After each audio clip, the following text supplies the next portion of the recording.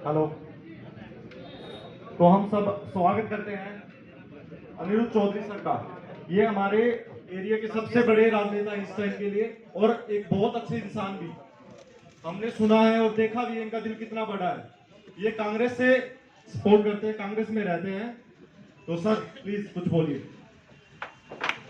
जोरदार तालियों के साथ स्वागत कीजिए।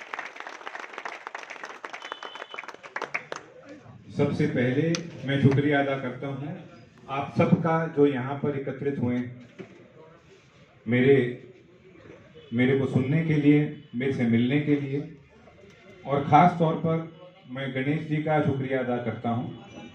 इन्होंने जब ये मुझसे मिले थे तब इन्होंने बोला था कि मैं आपका बाद में करूंगा प्रोग्राम, और आज मुझे भी कठिनाइयाँ थी, इनके लिए भी किसी ने कठिनाई तैयार करने की कोशिश करी थी, पर जिस दिन जो चीज होनी होती है, भगवान ने जिस दिन जो सोच रखा है उसको कोई नहीं टालता।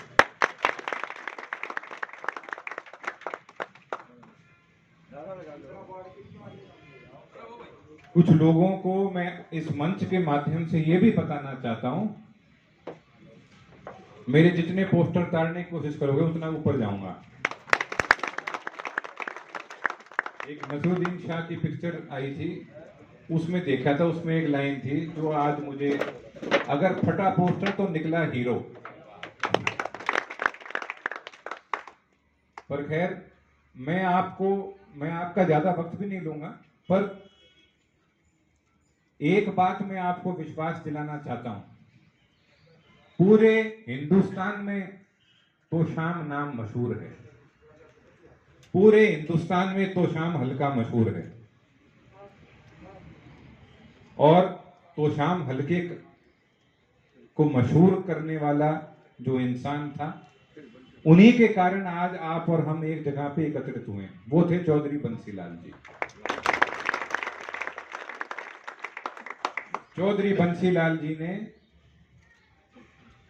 पूरे इलाके का, पूरे प्रदेश का एक नजर से विकास करा। हरियाणा में किसी और आज तक के अगर सबसे ज्यादा काम करने वाले मुख्यमंत्री रहे हैं तो वो चौधरी बंसीलाल जी रहे हैं। और किन परिस्थितियों में उनने काम किया। आज के दिन अगर हरियाणा का मुख्यमंत्री कोई बनता है, साधनों की कमी नहीं है, पर उन्होंने विकास के साथ साथ, इलाकों के विकास के साथ साथ उन्होंने साधन भी लगाने शुरू किए थे। उस समय ना गुड़गांव में कोई फैक्ट्री थी, ना फरीदाबाद में कोई फैक्ट्री थी। ये दोनों उन्होंने बसाए थे उस टाइम पे। धीरे धीरे इंडस्ट्रियल एरिया और बढ़ता गया और उसके कारण हरियाणा की आमदनी और बनती गई। जब हरियाणा बना था तो अर्थशास्त्रियों ने कहा था हरियाणा इकोनॉमिकली वायबल स्टेट नहीं है, मतलब यहाँ पे कुछ इकोनॉमिकली, अर्थव्यवस्था के हिसाब से कुछ नहीं हो सकता। पर आप सबके प्यार ने, आप सबके सहयोग ने उनको ये ताकत दी कि उन्होंने पूरे हिंदुस्तान को गलत साबित किया और हरियाणा को उस समय एक ऐसी ऊंचाई पे लेकर गए थे। आज तो शायद पता नहीं, लोगों को पता हो नहीं, पहले जर्मनी दो हिस्सों में होता था, ईस्ट जर्मनी और वेस्ट जर्मनी। वेस्ट जर्मनी प्रगतिशील देश माना जाता था। अमेरिका और वेस्ट जर्मनी दो सबसे प्रगतिशील देश माने जाते थे। हरियाणा की ग्रोथ रेट और वेस्ट जर्मनी की ग्रोथ रेट चौधरी बंसीलाल के राज के नीचे बराबर थी।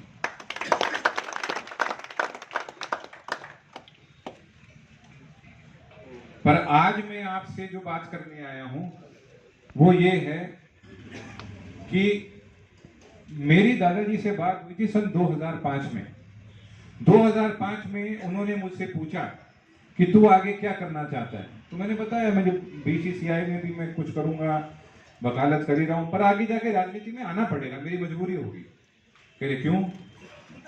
मैं जी इसलिए कि जो परिवार आपके साथ इतने सालों से जुड़े हुए हैं, उनकी अगली पीढ़ी को मजबूत करने के लिए मुझे राजनीति में आना ही पड़ेगा। तो उन्होंने बोला तू कौन से हल्के से आना चाहता है? मुझे, मेरी इच्छा तो यह है कि मैं तोशाम हल्के से आऊं।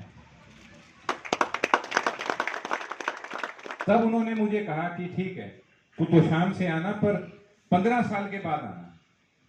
मुझे लगा पता नहीं क्या, या तुम दादा मुझे लॉलीपॉप दे रहे हैं या क्या बात है। पर जब 15 साल पूरे हुए, उस समय कोविड अपनी शीर्ष पर था।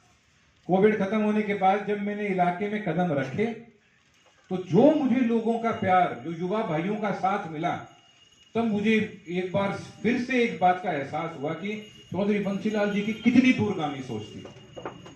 और आपको मैं विश्वास दिलाता हूं, जैसे चौधरी बंसीलाल जी आपके लिए अच्छे बुरे वक्त में साथ खड़े रहते थे, मैं वैसे ही आपके लिए अच्छे बुरे वक्त में साथ खड़ा। कोई आदमी ये कहे कि मैं चौधरी बंसीलाल के सपनों को पूरा, अधूरे सपनों को पूरा करूंगा, तो मैं उसको ये बात भी बता देता हूं कि उसने जो सपने देखे अगला खुद पूरे कर गया। चौधरी बंसीलाल जैसा ना तो कभी आया, ना कोई आएगा।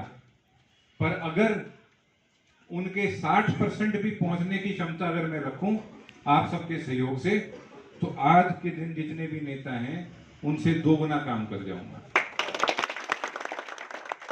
पर उसके लिए मुझे आपका साथ चाहिएगा, और आज आपका साथ मांगने आया हूं, और आपको मेरे साथ का विश्वास दिलाने आया हूं।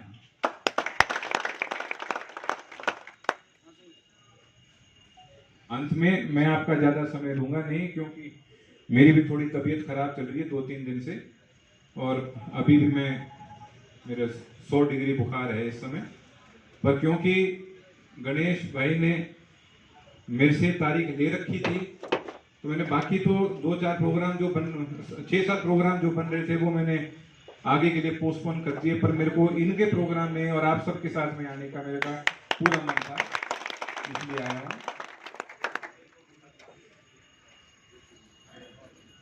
आने वाला 1 साल बहुत जरूरी है, आने वाला 1 साल बहुत महत्वपूर्ण है।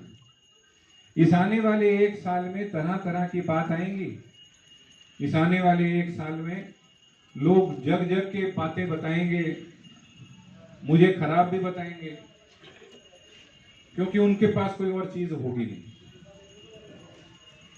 पर मुझे आप लोगों पर इतना विश्वास है कि मेरे को कोई परवाह नहीं है, कोई आके मेरे बारे में कुछ कहता रहे। अगर मैं आप लोगों से सीधा मिल रहा हूं, आपके और मेरे बीच में किसी बिचौलिए को अगर मैं नहीं रख रहा, तो कोई आदमी आके आपको मेरे बारे में गुमराह नहीं कर सकता। और उसी तरीके से मैं आपको भी बताता हूं, कोई आपके बारे में भी अगर मुझे कुछ कहेगा, तो जब तक मेरी आपसे तसल्ली नहीं होती, मैं उस बात का विश्वास नहीं करूंगा। क्योंकि इन बिचौलियों ने ही मेरा सबसे ज्यादा नुकसान किया है। मुझे मेरे दादाजी से 14 साल दूर रखा, पर क्या पता उसी में मेरी बढ़ाई थी। क्यों? जब और लोग, मतलब मैंने खुद वो समय देखा हुआ है जब मैं हरियाणा रोडवेज में जा रहा होता था और मेरे दादाजी बतौर मुख्यमंत्री गाड़ी को क्रॉस कर रहे होते थे। तो हर एक चीज का अगर कोई नुकसान होता है तो उसका फायदा भी होता है। तो मेरे ख्याल से उन 14 साल में, जब मेरी जिंदगी के एक महत्वपूर्ण 14 साल थे, जब मेरा एक कैरेक्टर बन रहा था, उस समय शायद अगर मैं राज के अंदर होता तो मेरे में भी हो सकता है बहुत घमंड होता, पर उस समय राज से दूर रहा तो जमीन से आज तक जुड़ा हुआ, और विश्वास दिलाता हूं आगे तक जमीन से जुड़ा रहूंगा। इन्हीं शब्दों के साथ मैं अपनी वाणी को विराम देता हूं। आप सबका बहुत बहुत धन्यवाद। जय हिंद। हमारे को काम का प्यार है, हम काम के प्यार नहीं है। आप हमारे हर चीज करने प्यार करते हैं, लेकिन मतलब ये है कि हमारे इस गांव के एरिए में राशन कार्ड गरीबों कट चुके हैं, गरीबों के राशन कटे हैं, जिनके 15-15, 20-20 रुपये के कार्ड बने हुए हैं। गरीब आदमी धक्के खा रहा है। देखो ये बात हुआ मेरे लिए, हर एक भाई के लिए मैं ये करता हूँ। आपको जो बाहर से आए हुए हैं वो अपना नाश्ता पानी ले लियो भाई। भाई जी हमारा राशन कार्ड जो है उसकी तरफ गरीब आदमी के लिए हमें वोट दीजिए। आपका आशीर्वाद से हमारा कोशिश नहीं है जी, मैं मतलब से पूरी कोशिश करूंगा। आज मैं अगर मंत्री होता तो आपको हाँ बोलने भी जाता है।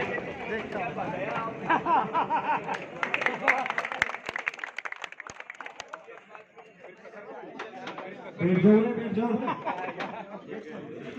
बोले उरे बैठ जाओ नाश्ता पानी ले लियो बैठ जाओ बोलते का राशन कार्ड आई ना भाई कम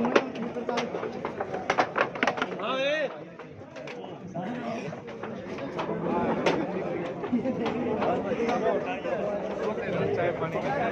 नाश्ता पानी